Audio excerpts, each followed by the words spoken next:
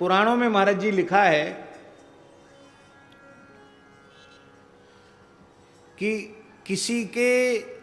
किसी भाग्यशाली जीव के जीवन में हरि भक्ति की पूर्णता आप देखें, बहुत ध्यान से सुने। हरि भक्ति की पूर्णता किसी भाग्यशाली के जीवन में दिखाई पड़े तो निश्चित कर लेना चाहिए कि पूर्व जन्म में इसकी शिव भक्ति पूर्ण हो चुकी है। शिवजी ने पूर्ण अनुग्रह किया है। बिना शिवजी के परिपूर्ण अनुग्रह के किसी को भी भगवान की भक्ति आज तक मिली नहीं।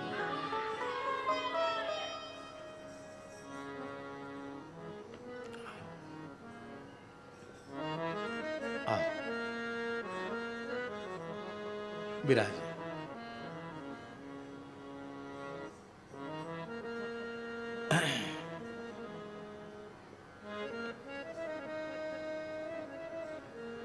हमारे पूज्य गुरुदेव पहाड़ी बाबा महाराज बड़े अद्भुत फक्कड़ महापुरुष थे।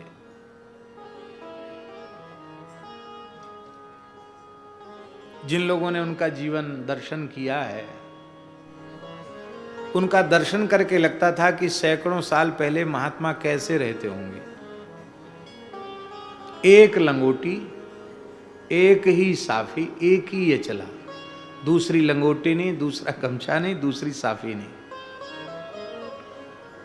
जब देखो तब नीम वृक्ष के नीचे बैठे हुए, खाली तखत पर, कोई आसन नहीं। ठंडी गर्मी बरसात, खूब वर्षा होती तो वो मतंगा कहते साधुओं में, तू माँ का, उसको जटाओं पे रख लेते। खूब पानी बरसता तो कहते वाह आज राम जी खूब स्नान करा रहे हैं, वाह खूब राम जी स्नान करा रहे हैं। और जब बादल छटते प्रकाश होता तो शरीर चमकने लग जाता उनका। वैसे बढ़िया से नहाते भी नहीं थे कि कोई बढ़िया मल मल के, जीवन में कभी तेल साबुन तो लगाए नहीं।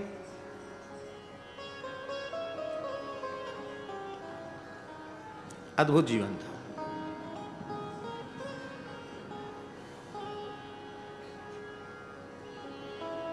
लगभग 120 वर्ष की आयु में वे भगवत धाम गए। महान योगी थे। उनके जीवन की एक घटना, महाराज जी कहते थे शिवजी की कृपा बहुत जल्दी होती है। तो खाक चौक में वो महंत पद पर विराजमान हो चुके थे,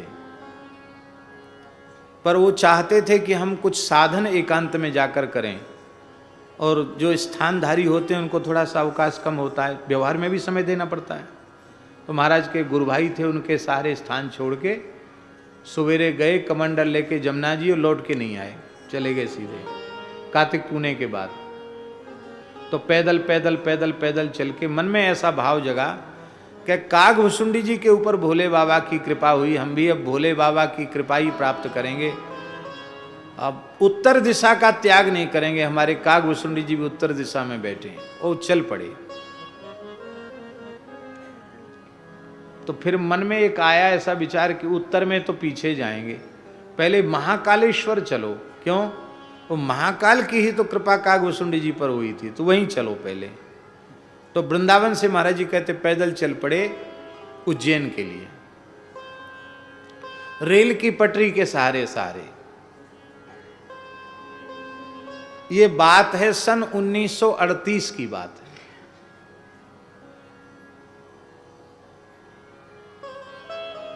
उन्नीस 1932 में वो महंत पद पर विराजे थे और 1938 में छोड़ के चल पड़े।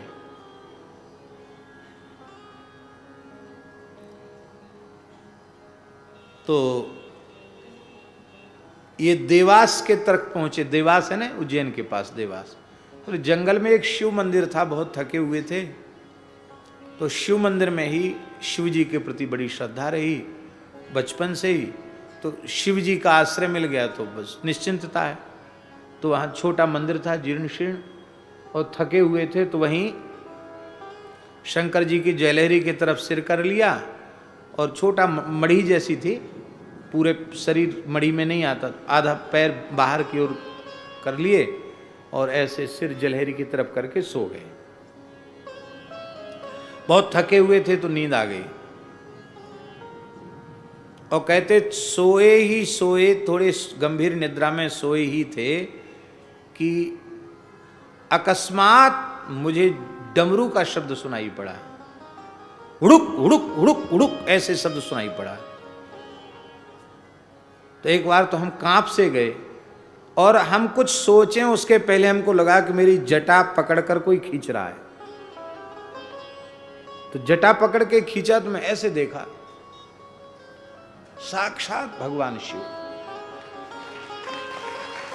मेरे अपने हाथ से शंकर जी जटा पकड़ के खींचे। साक्षात भालचंद्र भगवान शिव खड़े हुए। सारा मंदिर प्रकाश से जगमगा रहा है।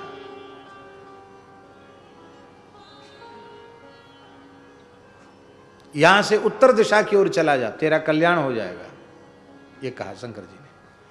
यहां से उत्तर दिशा की ओर चला जा, तेरा कल्याण हो जाएगा। ऐसा कह करके शंकर जी अंतर्धान हो गए। कहते मैं रोया और इसके बाद फिर वहां से चला। निश्चय कर लिया जब तक परिपूर्ण कोई महापुरुष नहीं मिलेंगे मैं उत्तर दिशा का त्याग नहीं करूंगा। जैसे ही आगे बढ़े, ये देवास के जंगल की बात है, तो बोले अगहन का महीना था, कार्तिक के बाद अगहन आता है, ठंड पड़ने लगती है।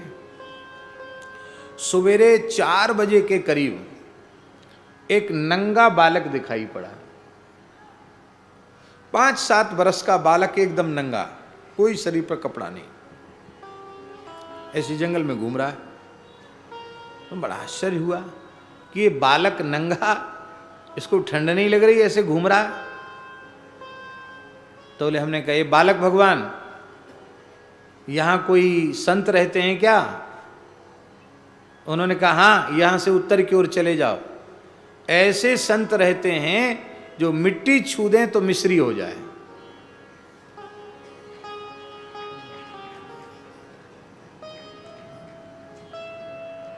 तो बस वो कह के बालक जंगल में चला गया। जंगल तो था ही वहां कि झाड़ी में चला गया भीतर।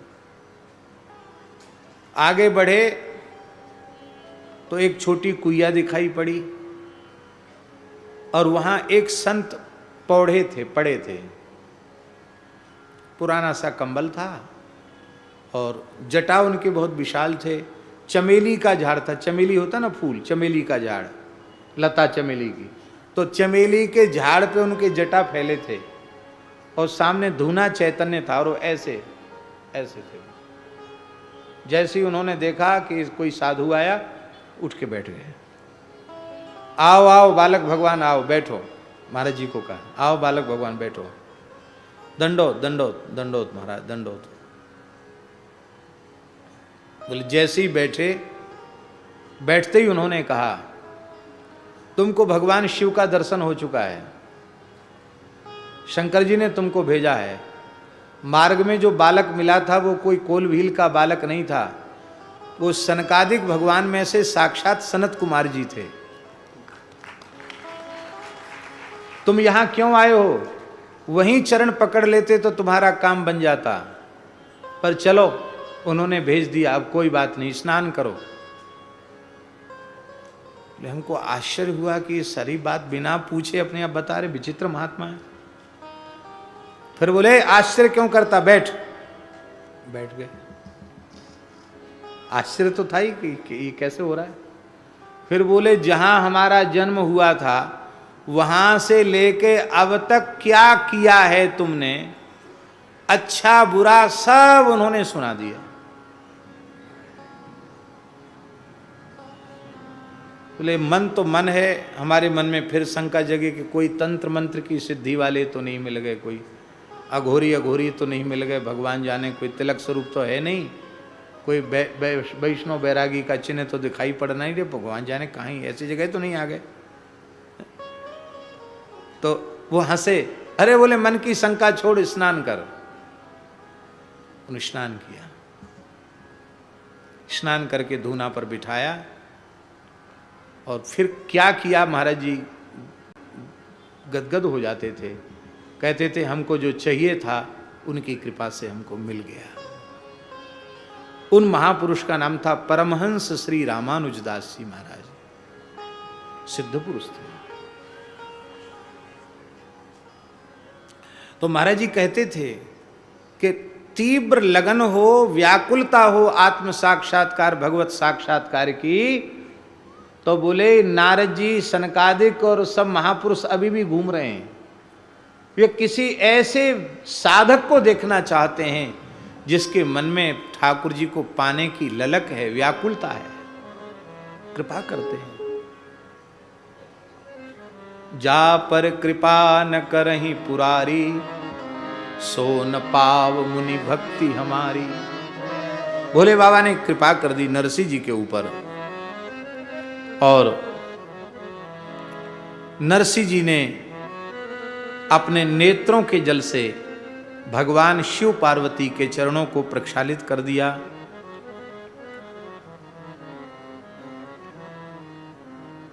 कहा, बेटा अब तुम अपने मन में शंका रहित हो जाओ। अब तुम्हारे दुख समाप्त हो चुके हैं। तुम्हें कुछ भी चाहिए हो तो तुम हमसे मांग लो।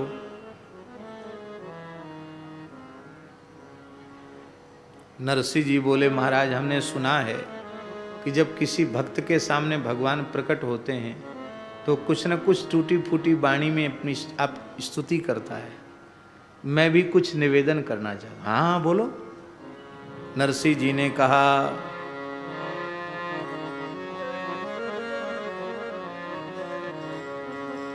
जय जय विश्वनाथ शंकर की, जय जय आशुतोष अवधर की, जय जय विश्वनाथ शंकर की, जय जय आशुतोष अवधर की, जय जय विश्वनाथ शंकर की, जय जय आशुतोष अवधर की, जय जय विश्वनाथ शंकर की, जय जय आशुतोष अवधर की। प्रभु के भाल बाल विधुराजय, प्रभु के भाल बाल विधुराजय, गल में ब्याल राज भल भ्राजय, गल में ब्याल राज भल भ्राजय, मस्तक शोभा, मस्तक शोभा गंग लहर की, जय जय आशुतोष शंकर की, मस्तक शोभा गंग लहर की, जय जय आशुतोष अवधर की, जय जय विश्वनाथ शंकर की, जय जय आशुतोष अवधर की, जय जय विश्वनाथ शंकर की, जय जय आशुतोष अवधर की।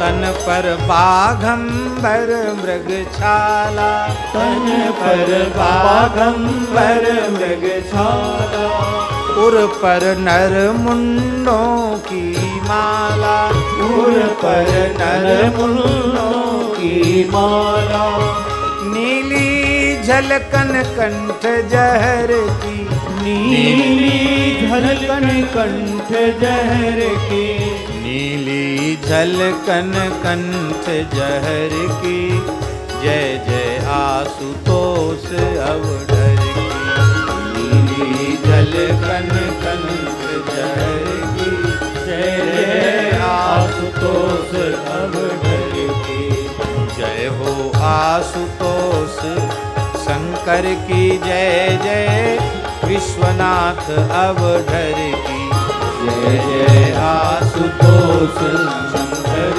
की, जय जय विश्वनाथ अवधर की, जय जय विश्व शिरोमणि दानी, जय जय विश्व शिरोमणि दानी, जय जगदम्बे मातु भवानी, जय जगदम्बे मातु भवानी, जय प्रभु नारायण हित कर की, जय जय आशुतोष अवधर की। जय जय नारायण हित कर की, जय जय आशुतोष अवधर की।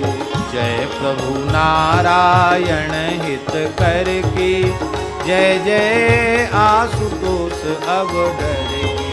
जय जय नारायण हित कर की, जय जय आशुतोष अवधर की।